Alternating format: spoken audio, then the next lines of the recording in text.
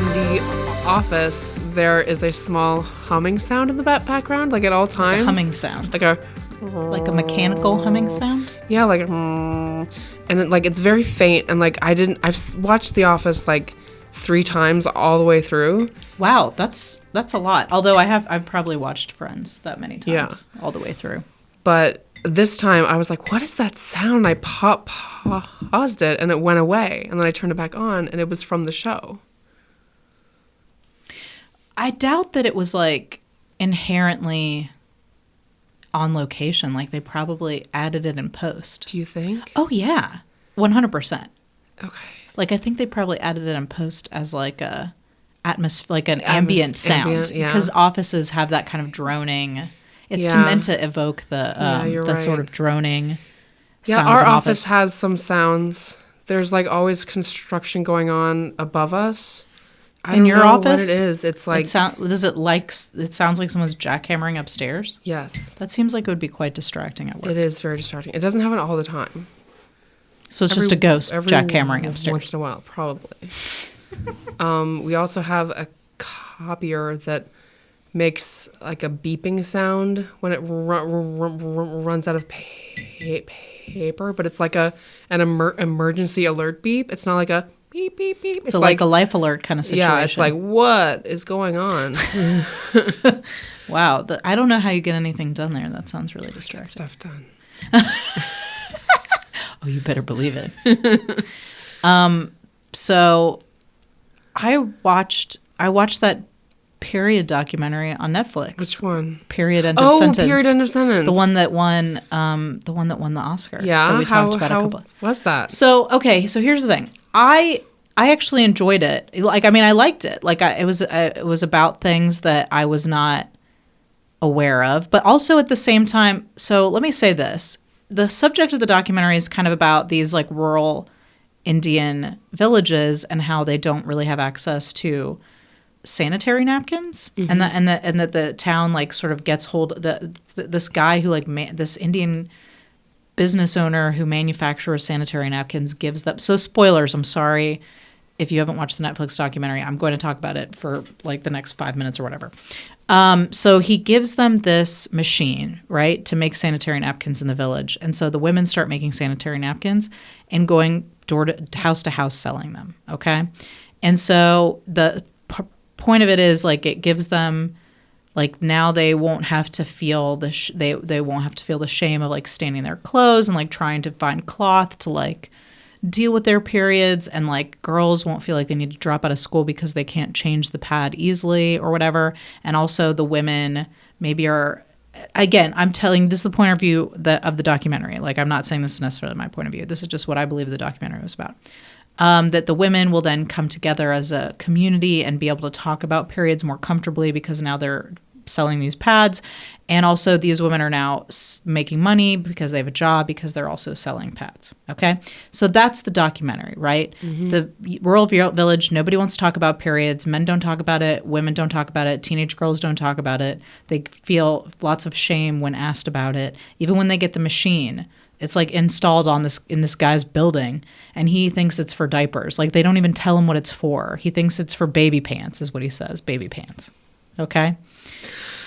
So I liked the documentary because also I'm all about like telling women's stories and like destigmatizing menstruation, which is still a problem for American women and Western women as well. Like, there's still like a stigma there also. So I'm all about that. Now, as I'm watching the documentary, there were times where I was feeling like this feels like one of those things where it's like a Westerner's perspective on someone else's culture. And so there were a few aspects of that made me just like slightly feel that prickly feeling where you're like, when you go, there's a fine line, right? Because you're trying to talk about this thing that you want other people to be aware of, right? There are women who don't have access to the things that they need to take care of their periods, and it makes them feel isolated, right? So you want people to know that. But also, how do you do that without disrespecting the culture and making it seem like we're somehow better? You know what I mean? Like, that's the line you're walking there. And the other question I was having in my mind was like, okay, so sanitary napkins are great and convenient, sure. But also, like, they create a lot of waste and they're costly. And so like if we're really trying to figure out like how can we get people in rural areas like access to menstrual products that are easy to use and don't make a mess, like why aren't we not pushing menstrual cups, right? Which is something that I started using a couple of years ago. And like menstrual cups, you don't need to buy them every month. Like you just have one menstrual cup and you can use it over and over again for like a really long time. You just have to clean it out. It doesn't make a mess. And I haven't, like, even when I was using like tampons and pads and all that stuff, like the menstrual cup, like I was always still staining my clothes. Like I was always getting, like I forget or it's messy or whatever. And menstrual cups are less messy and they don't seem to, in my opinion, in my experience, they don't stain as many of your clothes. And you can leave them in there all day. Sometimes I forget I'm having a period. It's just in there. I don't know what's going on. It's collecting shit. I empty it at some point, right? Mm-hmm. So that was the other thought I was having. Then a friend of mine who's a documentarian who's Indian shared an article that somebody had written who is Indian, who works with a lot of people in rural places with this exact work. And that person was like livid about this documentary. She was basically like, I work with these women. They were like, she felt like the documentary was like looking down on them. And also she's like, it's not fair to go into like a school and ask kids in front of like teenage girls in front of boys in their classroom what menstruation is, because they don't talk about it in front of boys and you're just like traumatizing them. And that's like, you're betraying their trust. Right. And also there was a statistic given in the documentary that was really surprising. It was something like only 10% of women in rural villages use sanitary napkins. And I was like, damn, that's fucking wow. And the person in this article was like, that's not correct. Like the filmmakers did not like go and check their facts. Like the fact was given by the guy selling the sanitary napkins, right? But she, according to her data, after working in these villages for 9 years, she said, actually 40, I can't remember the exact figure, but it was something like 47% of women in rural villages use sanitary napkins and like 58% in urban areas or something like that. So it's still like probably lower than like the Western average, but still not 10%, which is like a crazy low figure, right? Anyway, those are the kind of things that I'm carrying with me after seeing the movie is like that point of view of this person who's like, I work in these villages and I feel like this documentary didn't really like portrayed what they wanted you to see. And anyway, so that's what I got to say. So I still think it's an amazing achievement that these women won for a documentary about menstruation. Like that's an incredible achievement. But documentaries are biased, right? Mm-hmm. They always are in some way. Yeah. So there's also like that side of it, I guess. And do you know who the filmmakers are? Like, are they Indian? One of them is the director is Iranian, I believe, and I don't know. I didn't research that, but I do recall that I believe the director has at least of Iranian heritage. I think they're American, both of them, but yeah, they seemed American when they accepted the award. Mm-hmm. They seemed American. I don't know. They smelled like like French fries. They had the smell of French fries on them. The air of confidence that only Americans can have. So I don't know. I don't have that information, but I do. I do believe they are not. I believe they're Westerners. I believe. Okay. Anyway, so that's. I just wanted to give an update. I wanted to give an update. Yeah. It's still on Netflix. It's only 20 minutes. Go watch it. I think it's 20 worth minutes. Watching. It's 23 minutes. It's a short documentary. Okay. It's worth watching for sure. But maybe go into it and then look up that article and see what you think. Maybe, I don't know. It's, again, important to be talking about this stuff. Yeah. But, maybe there's some things there that the filmmakers missed. I don't know. Yeah. I don't know. I'm not an expert on this topic, but I just wanted to put both of those sides out there. Okay. So should we talk about today's topic? Yes. What is today's topic? Today's topic is we are shooting a film. Yes, we are. We're shooting a film. And our format in the future when we have guests, which will be soon, probably in the next couple months after we shoot this film. Yes. Our format will be that we will have a guest on the show and we will interview them about their experience in the film industry as an indie filmmaker, or if they're working on the big shows that are in town. And then we're going to talk about a film that we watched. Yeah. Yeah. So that's going to be our typical format. So that's what we're doing this month. Yes. Is each of us is going to interview the other one about the film that we are working on together, called The Parts That Stay. So, of course, if you're following us on the Georgia Made podcast page, we haven't been talking about it too much. Like, I don't think we've really talked about it outside of talking about it on the podcast. But we're shooting a short film. And if you're also following us on Critical Crop Top, which is our production company, we've been talking about it a lot. Yes. And in fact, when this episode comes out, we will have shot the film. Yes, we will have. So how did it go? It was great. I think we got all the shots that we wanted to. We did. You were fantastic. Oh, thank you. Yeah, Nicole I really tried. Nicole is the writer, the executive producer, and the actor. Well, one of the actors. Yeah, it's just me playing all three parts. I'm just kidding. We have two other actors. It's a one woman show. How insufferable would that be? Just back and forth and back and forth. Me talking to myself for 7 to 8 minutes. Yeah. You know what? It's funny. After we shoot a film, I always have the same nightmare. Have I told you about my film shooting nightmare? Have I told you about my nightmare that I have? Me. Okay, so after every film, especially, it's not so much if I'm like doing location sound or something where it's like I'm working on someone's set. Yeah. My job is done when the shoot is over, right? Mm-hmm. If it's something I'm like really invested in long term, like, you know, like I'm producing it or I wrote it or whatever. I always have this, or especially if I'm ADing, which I don't really do anymore because it's like it's like that is a hard fucking job. Yeah. I just don't think I have the stamina anymore. But I have this reoccurring nightmare after film shoots where I dream that the shoot is over and we forgot to shoot like a couple of pages. There were like a couple pages we missed. Oh, no. Somehow in the scheduling and all the production meetings, there's a couple of pages we missed. And now I have to try to call everyone and get everyone back together to shoot the 2 or 3 pages that we missed, or 1 page or whatever that we missed.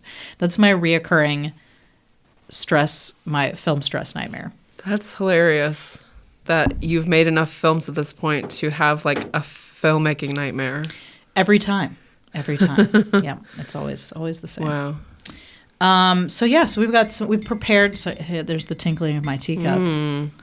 Not to be boring, but I'm drinking the toasted cacao tea again. Okay. That's kind of my thing right now. Is toasted cacao tea that I got at Krug Street Market because I'm basic.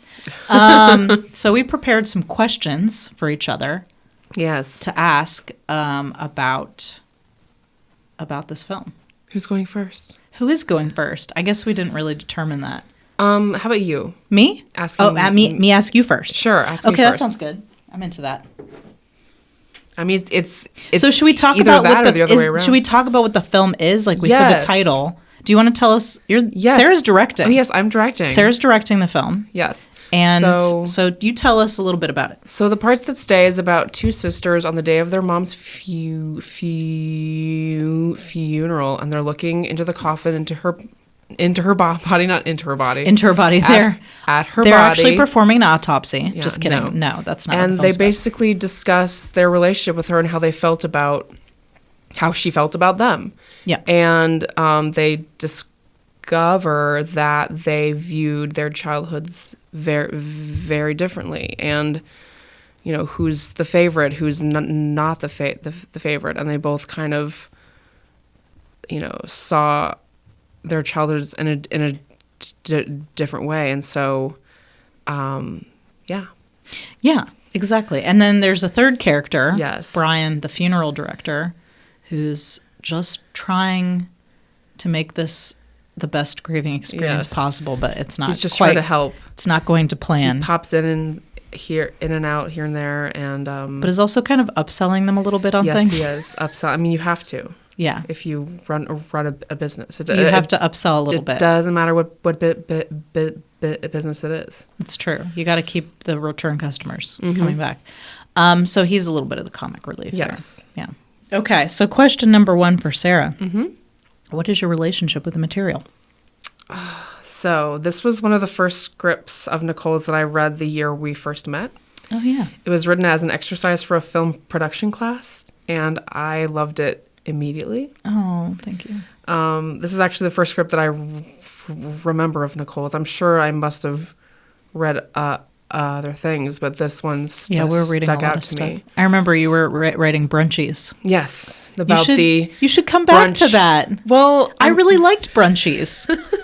This isn't a question, and I want to circle back to the actual question. But just tell us for just a tiny, what was Brunchies about? Brunchies is about a bunch of millennials working at a brunch restaurant and going through relationship issues and. But there was like a toxic friendship in there too, which I thought was really interesting. Anyway, I liked Brunchies. You should get back to it. That's all I'm saying. All right, sorry. Back to this question. Back to this film. So Nicole and I actually used to read the script together for like scenes like in acting classes and stuff. Yeah, so we we've would like done this scene before. Characters. So you're not acting in it, but we have acted in this scene in a workshop environment before, where we were playing the sisters. Yes. Julie Jones-Ivy is now playing my sister in the film. Yes. And Patrick Morgan is playing Brian, the funeral director. Yes. Yeah. Yes, and Nicole and Julie have wanted to act together for years now. We have. It's been a long time coming. Right, yes.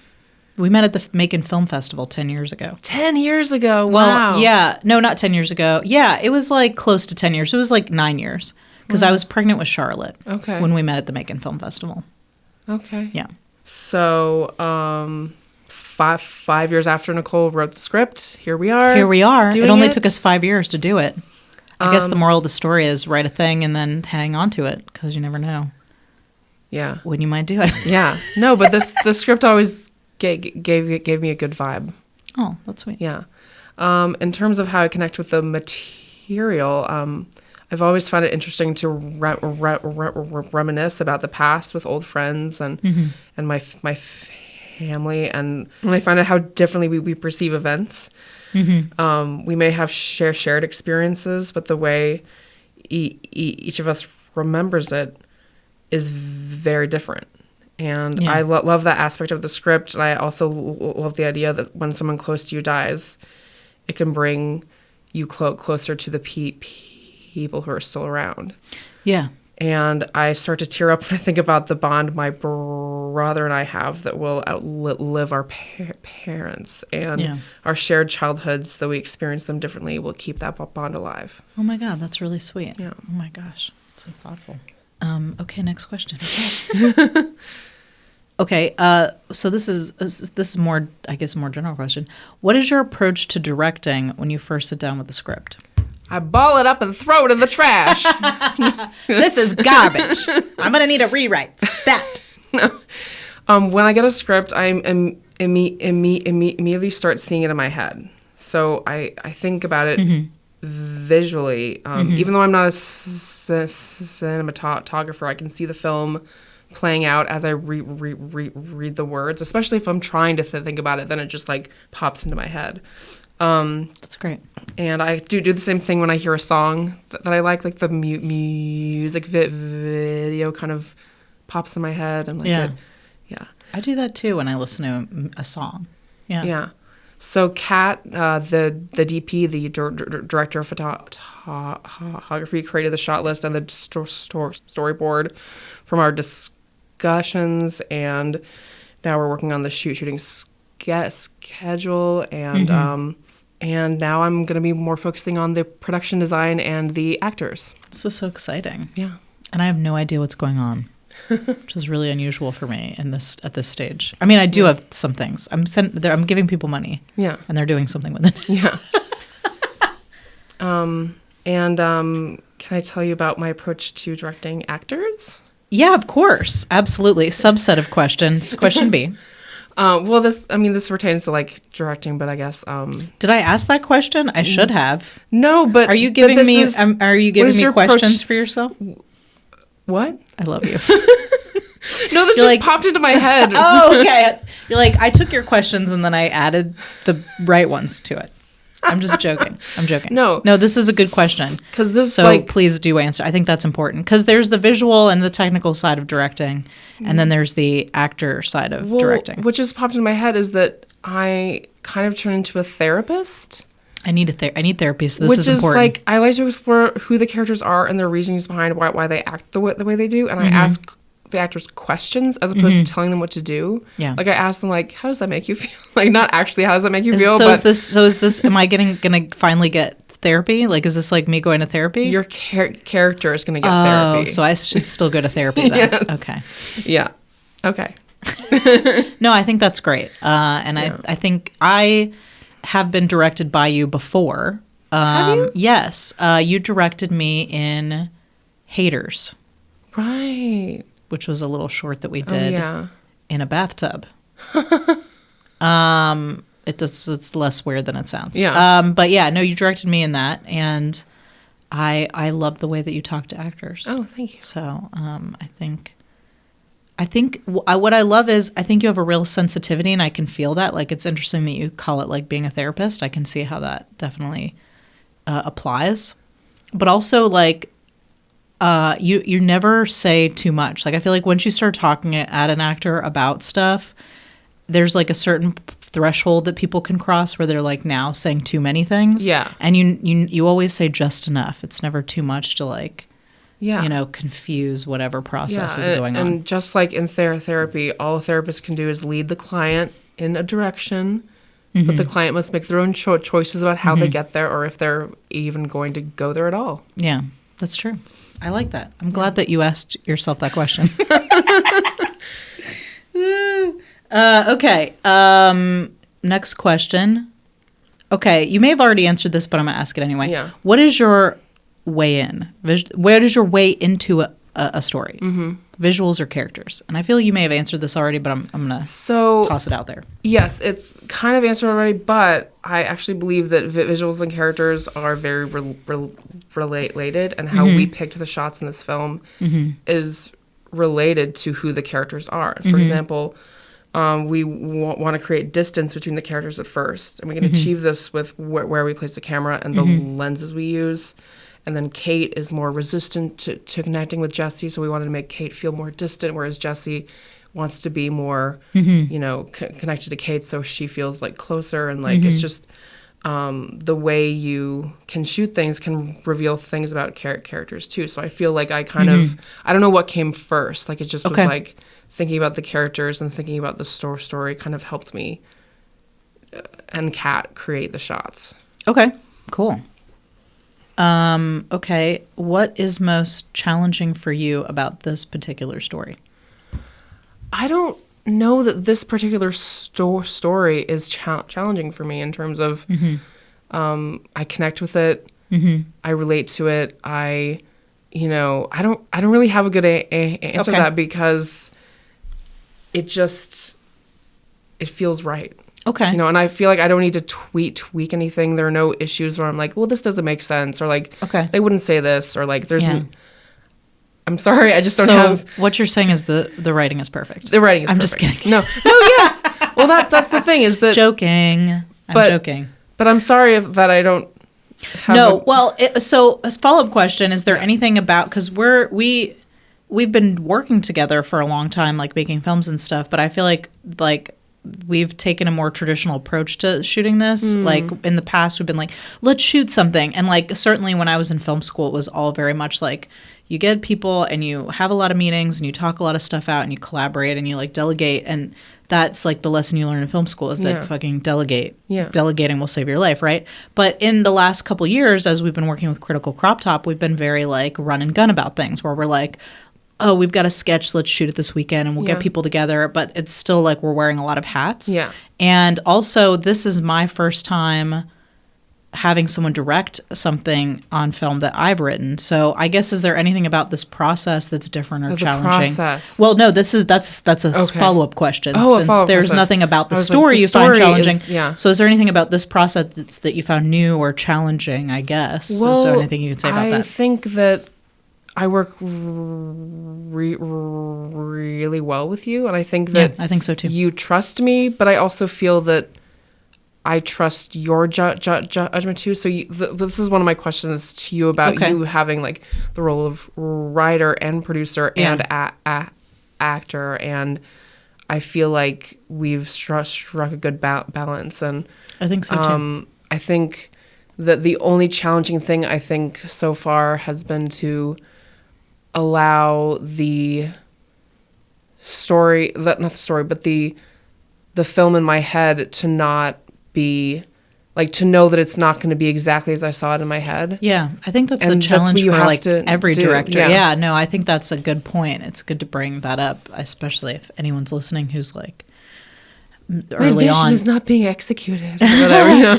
Yeah, and I think that's a common thing that everybody has to come to terms with, and it's always hard. Is like there's like a movie that's playing in your head, and that movie doesn't exist. Like whatever, like you're making something that is you can only control so many parts of, and that when you don't appreciate what's in front of you, I think the downside to when people can't let go of the film in their head is that they miss the film that's being made in front of them. Yeah. So I definitely struggle with that. So I'm trying to let go of that, and I think it's going well. I think it'll be great. I think we're gonna make it look beautiful and sound beautiful, and yay! And the actors are great. And my acting will be mediocre at best. I'm gonna bring the whole ship down. No, but we have a great team, and I like. I agree. Trust everyone, and it's like. I mean, like, and this is not to say, like, there are people that are working on this, that are not working on this, that we worked with before, that are fucking all-stars. Yeah. And we've been very lucky to work with really great people throughout the last couple of years. I definitely feel like this particular team is working very well together. Yeah. I've been a little bit removed from it because, like, I started out at a certain level of involvement as the producer, and then as time has gone on, I've kind of backed away, which has been hard. That's been what's hard for me, is like backing away and letting and delegating, and not like at this point I'm getting to the point where I've delegated to so many departments that I'm getting closer to the part where I need to be an actor now, that I don't fully know what's going on. Don't step on my questions, though. Oh, sorry. Okay, you should talk to me now. Okay. Because otherwise I'll just keep talking. Here are my questions for you. Okay. I'm excited. I have no idea what you're going to ask me. I told her not to tell me what she was going to ask me because I wanted to be surprised. What is your favorite color? No, I'm just kidding. No, please don't answer that. Okay. No, okay. I will, because I'm prepared. What made you write this story? What was your inspiration? Okay, so there were a couple of things going on simultaneously. One, I was listening to NPR, which I am not as likely to do right now because I just hate Donald Trump so much that it has like kind of ruined NPR for me. I'm like, I know I need to know what's going on, but I can't. Anyway, so I was listening to NPR, and some story came on about how more people are being cremated and fewer people are being buried than used to be. And so there was this crisis in the funeral industry where people were trying to figure out like how can we entice customers to like bury their loved ones. God. And so I thought that was really interesting, and I thought it would be like a good premise for a story, and I kind of like stocked that away in my head. And then we were in this class that you referenced where it was a production class that was ultimately at the end. You were supposed to produce something, and you ended up directing Hi Grandma, and I ended up directing the Motherlode web series. But we were coming in every week bringing in new writing, and we were bringing in stuff and we were reading it out loud. And I knew I had to bring in something new, and I was like, fuck, what am I going to write this week?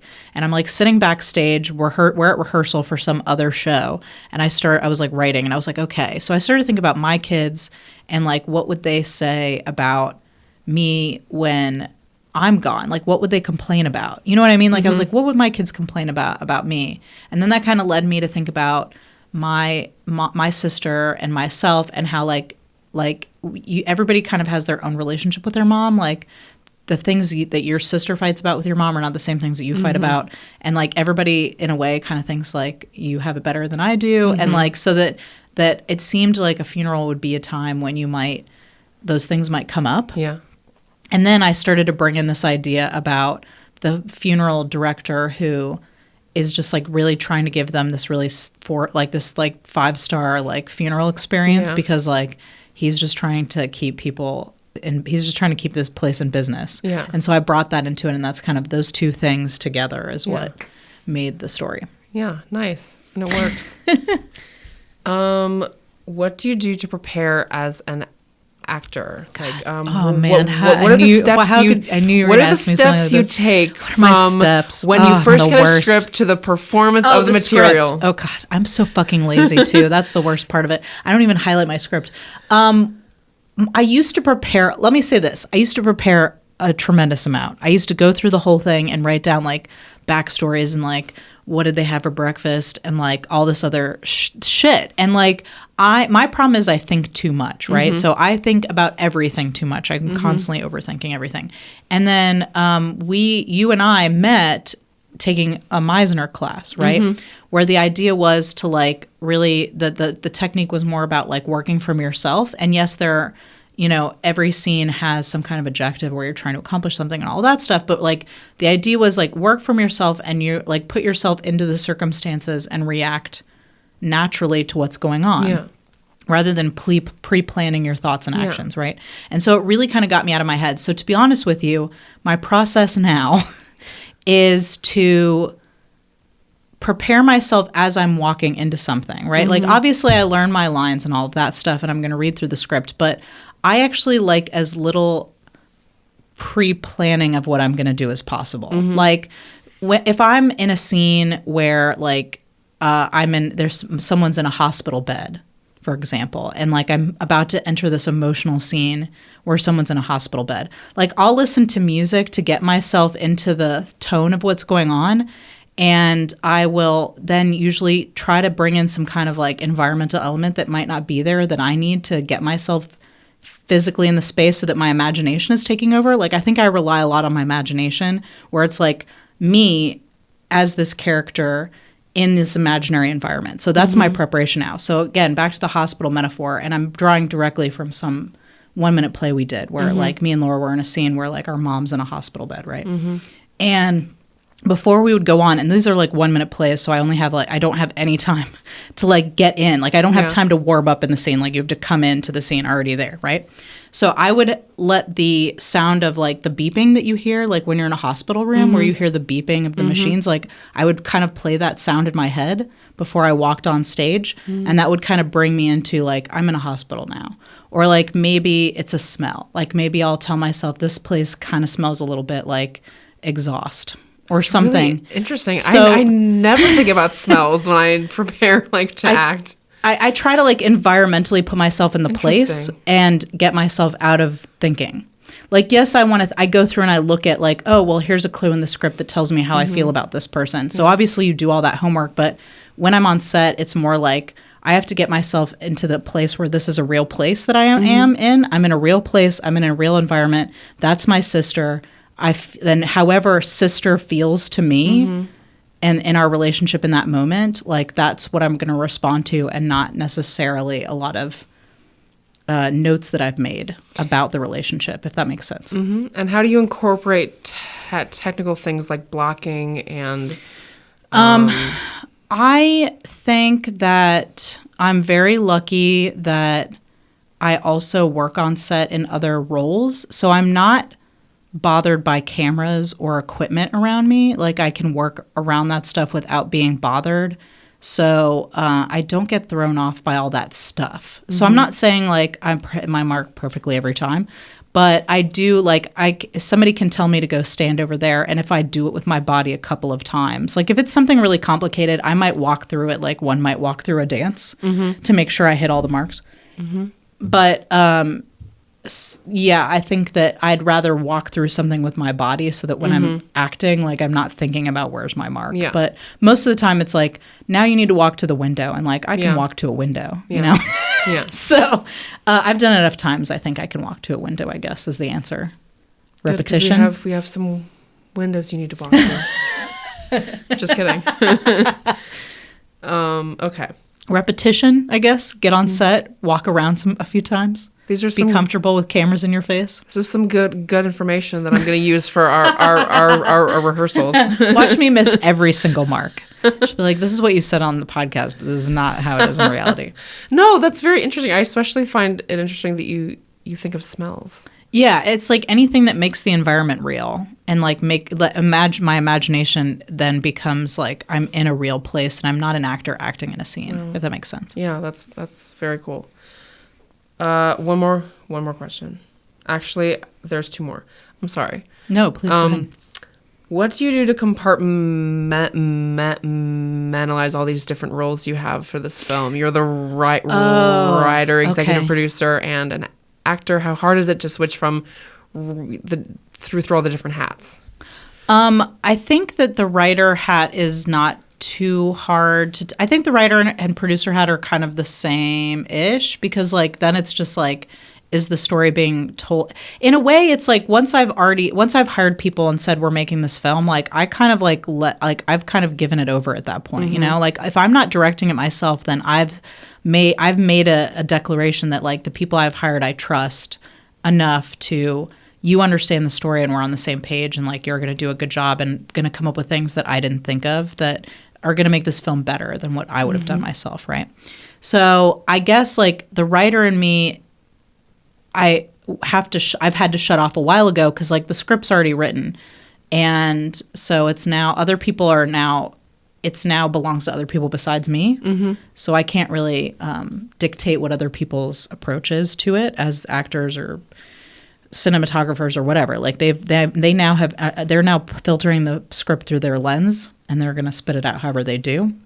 Now, what if on set Julie starts to ad-lib and you have to respond? I'm just kidding. Well, then that's not it's not up to me. Like it's not going to happen. Like I'm joking. Julie Jones totally Ivey joking. is so fucking professional. She would never do something like that. She can memorize lines like immediately. And she's really a professional and never do that. But yeah, so I mean, God, if there was somebody on set who was doing something that was completely the opposite of what I intended, I can't speak to this film because we haven't shot it yet. But there was a time when I was co-directing something, and I'm not. Here, I'll just say it. So we were shooting the scene from the Motherlode in the bakery, right? Where Astrid is breastfeeding openly at a bakery, and she's making an order, and the guy behind the counter is uncomfortable, right? And so the direction he was getting was to be disgusted, and that was like not what I felt like the story was about. Like I was like, I don't think it's like I don't want people to feel like anyone should feel disgusted by what she's doing. He should be uncomfortable because there's a boob out. And he has discomfort. Discomfort and disgusted are not the same thing. So we did have a little bit of a disagreement about that. But I was also co-directing that. So, and I didn't step in a lot about that kind of stuff. We did bicker about shots from time to time because again, I was co-directing that. Now that like I just don't see myself stepping in and like imposing, like again, it is very hard for me to let go of control of anything. Like that's like a chronic thing I struggle with in my life. But like the process has been very slow of me slowly letting go of this and that and giving more things away to people. And frankly, I'm relieved that I can the producing I think is harder to shut off. But that stuff is now getting delegated to other, like the production manager and in some ways the AD, like some of those things that I've done in the past or been doing up to this point. So I'm frankly relieved to be able to have a team that's so good at what they're doing that they are going to take care of that stuff. And I can actually just walk on set and be an actor and like focus on telling the story as an actor, because that's like enough to do. Yeah. And there have been many other situations where I'm walking on set as an actor, but I'm also like still producing and or like co-directing something, and it's not like that's not a good experience. Like directing and acting can be really great too, but it is it feels right now for it to be a relief that other people are steering that ship, and like now I can focus on acting. Yeah. That's actually awesome. Yeah, and I feel really good about that. Yeah. It can be really stressful the other way around, you know? So I decided for my last question to ask you the last question you asked me. What is challenging to you about what this has challenged me? Story? Emotions. Because you don't like to feel emotions? Yeah, well, I think that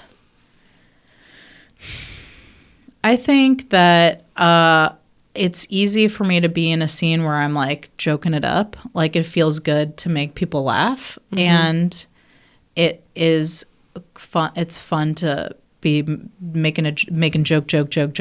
And like this film does have jokes in it. Mm-hmm. It's not like a totally serious, but there is some like, there's going to be some like emotional digging that I'm going to have to do, which I will do. Like I will. And I, again, like the Meisner technique has really worked for me. So I've really like latched onto that imaginary circumstances thing. So I don't use stuff where I'm like pulling from memories of things, but it's not, I think like the other element to this story is that a lot of my experiences of like what it's like to be at a funeral and to look into a coffin and see someone that you love in the coffin and they like really don't look the same as they did before. Mm-hmm. Really a lot that story was being pulled from my experience of when I was in like my early 20s and my grandmother died, who had, you know, I grew up with her and my sister and my mother, and the four of us grew, you know, were in the house together, and she and my mother raised us. So I'm pulling a lot from that in the story, like a lot of what the way that that experience is unfolding for them. So I think it'll be difficult to walk on set and not think about that or feel that or pull from any of the other experiences I've had being at a funeral and having to say goodbye to someone. And I'm getting a little emotional just thinking about it right now. And so like I am as has been well documented in the short run of episodes that we've had so far, that I don't like to access feelings of hurt. I don't like it. Like anger is really comfortable for me, and sarcasm and even like tenderness and like sympathy and like connecting with someone on that level. But like accessing my own emotions of grief is like difficult for me. And I know that I'm going to have to pay the piper when I get on set. Like I know that I'm going to have to do that, and I'll do it when the time comes. But it's like, it's hard. That's a difficult and challenging thing for me. The good thing about acting is you're not revealing your true grief. You're just acting. So it won't, maybe it won't make you feel as vulnerable as if you were displaying your true grief. I don't know how that works. It's hard to say. Again, like I will probably draw on some mixture of, like, even though I don't really draw on memories, like I wouldn't if I was in a play, like on the like in that 2-day period, I probably will pull some of that, because it's like impossible not to. When you're standing in front of a coffin, not think about the other times you may have stood in front of a coffin. It's impossible, I feel like, not to think about that. But also, you know, I think it's worth it, and maybe like, who knows, maybe I'll discover something in myself that was like lodged in there that needs to get dislodged. Yeah. That happens to me all the time. I'd like to lodge it. Like, let's lodge it a little further and bury some other shit on top of it. That's really more how I like to deal with emotions. But when you're an actor, you can only run from emotions for so long before you need to use them in a scene. I've seen you in a few scenes where it hasn't been a funny scene, and you've been very, very, very, very good. So I have no doubt that. Well, thank you. You can get there. Thanks. I'll probably have to listen to some music on my iPod. Yeah. iPod. I don't have an iPod. Why am I saying iPod? I have a fucking Android phone. Anyway, I'll probably have my headphones in at some point. Music is a good. I'll probably make myself a playlist. And that's what I did for Gideon's Knot. Yeah. Because I did that. That was a difficult. For any of you who don't know what that show is about, we did a showcase with that. And Gideon's Knot is about a woman whose son has committed suicide, and she's coming to confront the teacher about what happened at school the day that it happened. And I was playing the mother, and we did like not the whole play, but a good chunk of it. A chunk. It's Like, a one almost act like play. it was almost right? like half. I feel like Yeah. it was like half the play Yeah. that we did.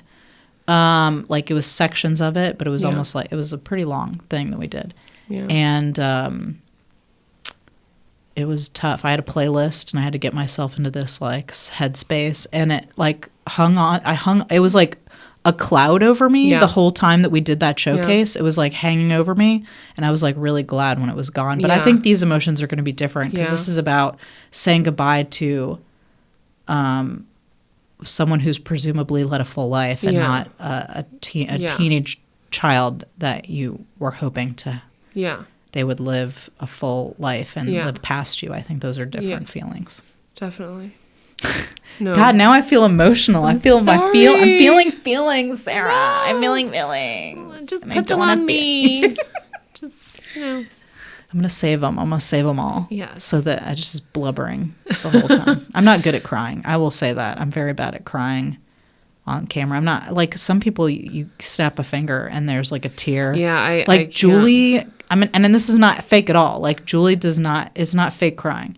Julie can cry so beautifully. I've seen her doing it because we've been taking an acting class together as we were like trying to get ready for this movie. Yeah. It's like going to the gym. You're like, we got to get to an acting class. And she cries so beautifully. And I'm just not one of those people. Like if it says in the script, she cries, I'm like, fuck. I remember one of the acting classes we took, we did a scene together from Sunshine Cleaning, and it was outside, and it was like the sun was setting. Yeah. And every take that I did for one of the parts where like she's supposed to be crying, it always looked like I was crying because my eyes started watering, but it was because of the sun. Because of the sun, yeah. I can't. It's really hard. Yeah. It's so hard. I don't know how people can do it. It's very impressive. Like it's like a when they lot can. of work Yeah. to make me cry. I just can't turn it on. I can't. We're I just don't know why. emotionally unhealthy. We are Nicole. just unhealthy. We need to as be hell. on the edge at all times. I'm not on the edge. Like I've spent my whole life pulling myself back from the edge. Yes. Okay. Yes, Is that it? that's Is that all it? my Is that it? questions, yeah. Okay. Oh my gosh. How long have we been talking?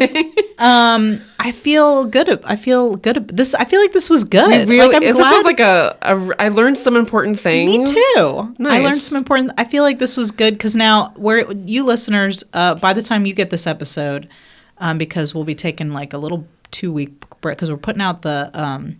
Well, like not like you care because this is be in the future for you. But anyway, so we'll be having shot the film by the time you hear this episode. But we haven't actually shot the film yet. We haven't even had a rehearsal yet. We're having rehearsals next weekend.